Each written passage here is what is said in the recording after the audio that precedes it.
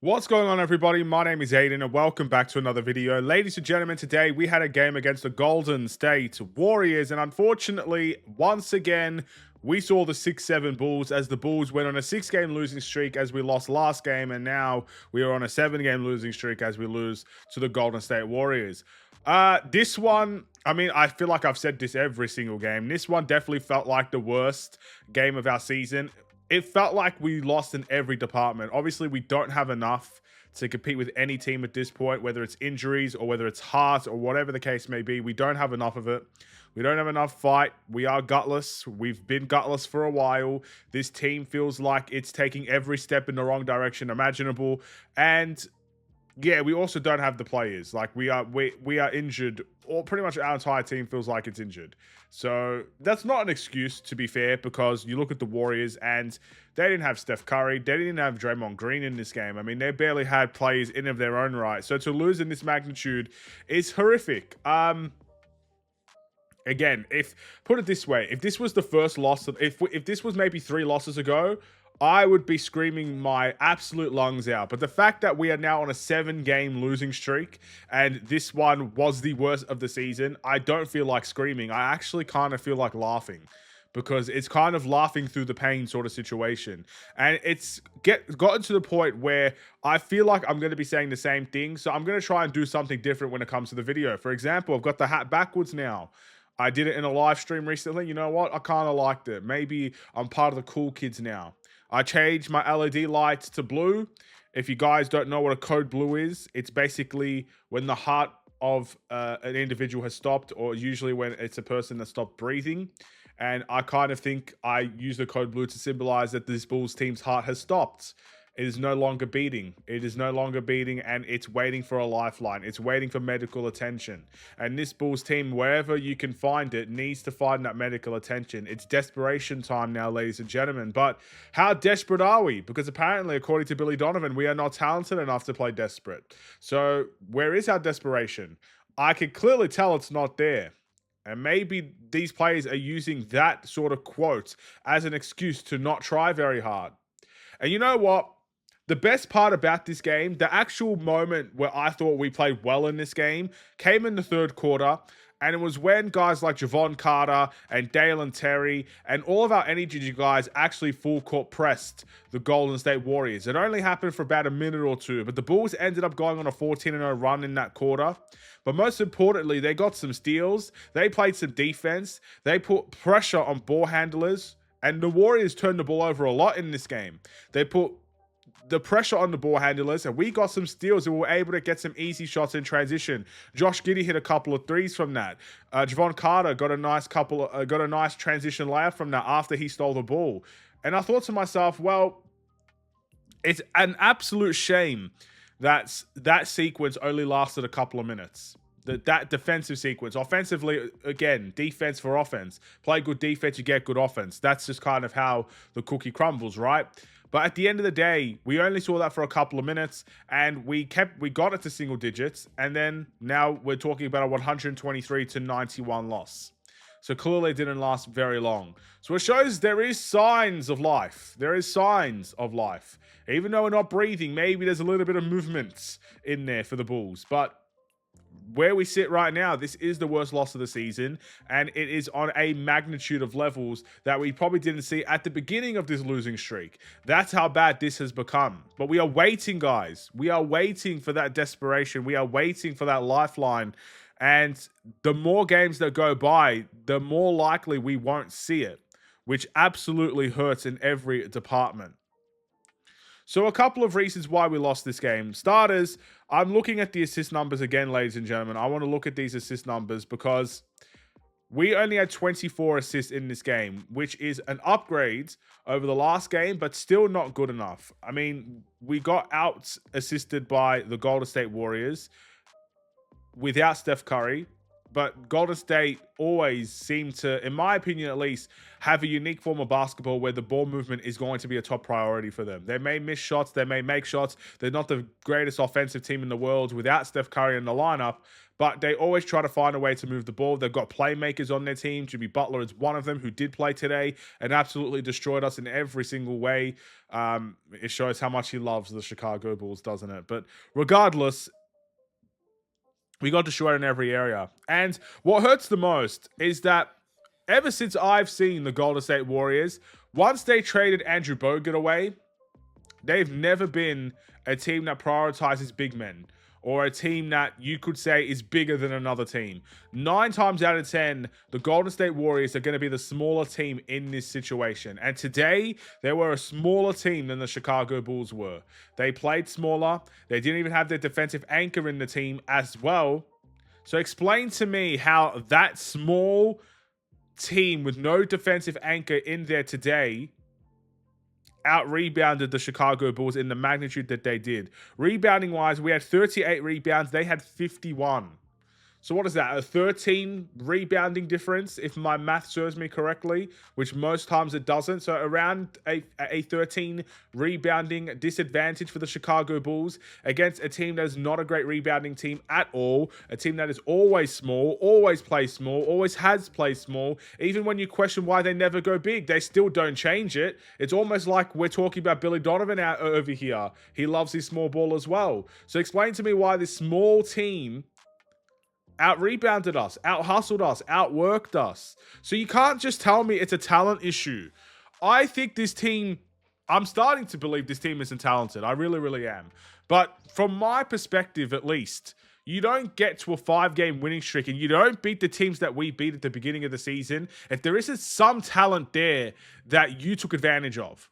Whether it was efficiency, shots in the paint, playmaking, whether it was rim protection from time to time, whether it was a confidence thing. Talent is in this team. I think there's talent in every team. Even the worst teams in the league have some element of talent. I look at the Wizards and I think they've got CJ McCollum, who's a talented player. They've got talented players on their team and they're always entertaining to watch. I look at the Pelicans and they are not very good, but they do have talent. They have good two-way players. They have Zion Williamson there. They have talent in their system. We have talent in our system. Kobe White was a near all-star last season. Josh Giddey will probably, maybe not as a starter because of how bad we are, but he's probably going to be an all-star this season. The way that he's playing, the numbers don't lie. If Trae Young could get into the all-star game when they sucked ass for as much as they did, then Josh Giddey can get into the all-star game with how much he's impacting the game in every way. Triple doubles, playmaking, defensively, he's not even doing that bad. Rebounding-wise, he's scoring the ball, he's three-point shooting. It's all improved. It just sucks that it's coming at the demise of this Bulls team. So you can't tell me there's no talent here. But what's the most famous saying that I think sports has ever heard? Hard work beats talent when talent doesn't work hard. And so far, you could say our defense sucks. It has sucked all season. You could say our offense has sucked. Unfortunately, for the past 2 weeks, it has looked like a shell of what it once was. But the biggest problem in this team is that we are gutless, fightless, beliefless, spiritless, and we do not work hard. You know what? I said it. I want changes in this team. I've said it so many times.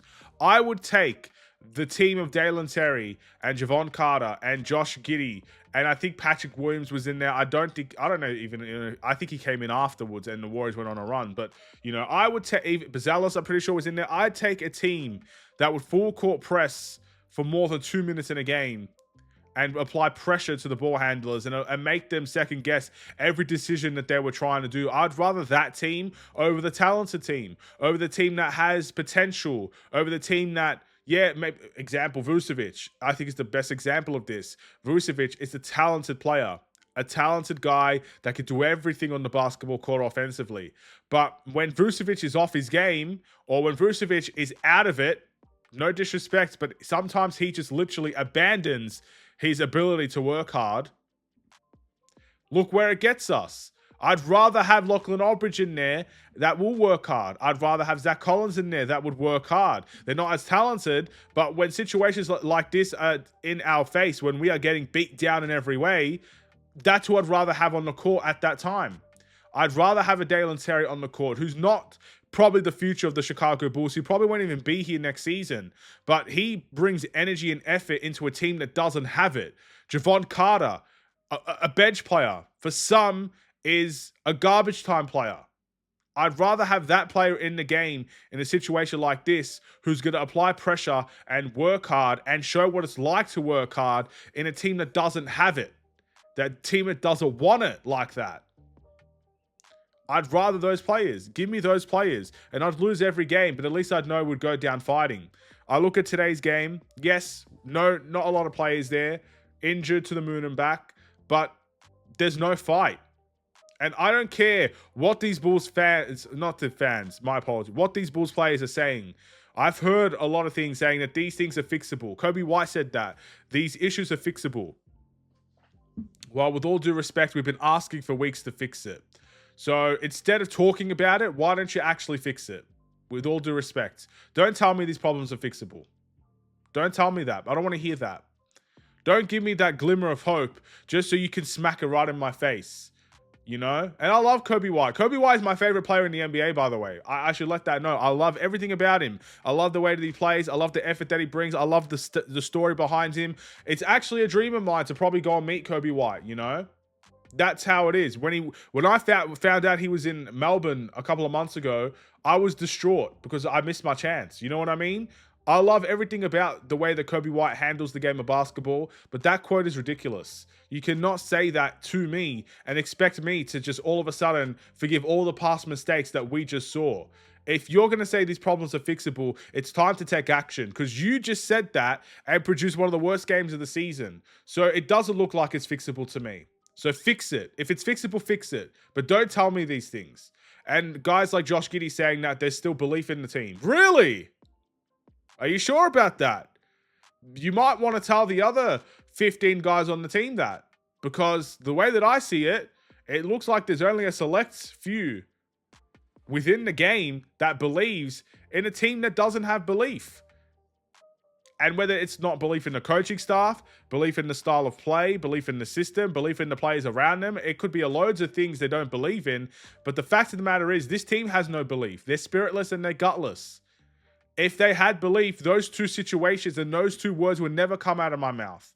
So at the end of the day, I don't believe that for a second. I don't believe you go on a 7-game losing streak and still say you believe. You just lost 7 games in a row to the worst competition in the league. At some point, you become the worst competition in the league, and that's what the Chicago Bulls are. We are the worst team in the league at this current stage of time. I think we have the worst losing streak, and if we don't, we definitely have the worst losing streak to teams that we should be beating. And it is as simple as it gets. So all these quotes that are coming out there, we have a long break, and you know what? Thank the Lord. Thank the Lord we have a long break because I said this. I don't want to see the Chicago Bulls team on my screen. I need a week's break from this Bulls team. My heart can't take any more. I'm literally hanging on for dear life. You want to know the worst part about this? I was going to watch the Chicago Bears game, and as soon as I was going to go watch it, they lose. So I didn't even watch that because at the end of the day, I don't want to jinx the Chicago Bears. I feel like I'm the problem as well. Every team I go for sucks, no matter what sport I participate in, whether it's soccer, AFL, basketball, obviously American football now. I don't want to go watch the hockey. I've wanted to watch hockey for the longest time. I don't want to watch it because I feel like I'm just going to jinx every team that comes my way. So I'm going to stay away. I'm going to stay away from the Bears. I'm going to stay away from any team that's not the Chicago Bulls because I'm emotionally invested in the Bulls to the point where there's no return. But I'm going to stay away because I feel like I'm the problem at times as well. You know?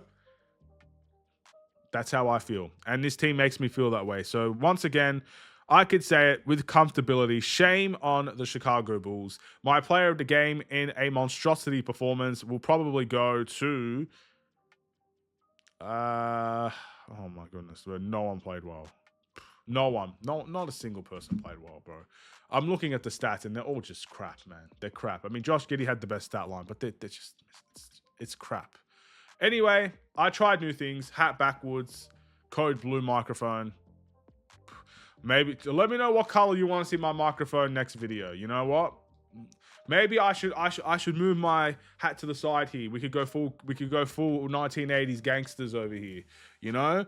We could do something like, I don't know, you know, maybe I don't wear a hat at all. Maybe I show my bald. You can already see I'm bald, but you know, you could maybe the luck of the bald head, bro, the luck of the Irish. You know, give a little bit of a rub. Maybe we win a game. I don't know. We could try anything, bro. We could have a prayer group. We could all just pray that this Bulls team does something. You know, poke it with a stick, do something. Maybe we could just pray about it. I don't know. Whatever you want. Because I'm trying to find out something we can do on our side that could fix what's going on. And something, I'm sorry for keep on dragging it out, but you know, something else that I noticed, the Bulls fans are not bringing energy as well. And they have every right not to at the end of the day. The product that's put out there should not be celebrated. But there was a dunk by Matas Buzelis today. It was one of the meanest dunks I've seen all season. In fact, it's one of the meanest dunks I've seen in many years here with the Bulls. It was a mean dunk. And who celebrated it? The fans didn't, not really. The players definitely didn't. Again, the players are thinking, oh my goodness, I don't have no guts. That's what they're thinking. Who celebrated that? You know what? The worst part is, I think if a Washington Wizards team, if someone on their team got a posterizer like that, even if they have 2 wins on their season, their players would be celebrating that. I look at the Pelicans. If Zion Williamson did that dunk on the Pelicans players would be celebrating that. What are this Bulls team doing? It's almost, I promise you they don't care.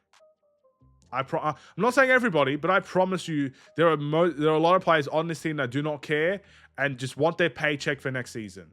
And they'll go and explore their options for free agency. Chicago's not a destination for them after this.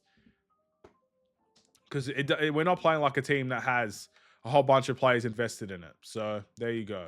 Another thing. Anyway, see you tomorrow. Probably not, actually. But since we have a week break, I'll have to talk about something else. Because I can't just not do a video for a week. Peace.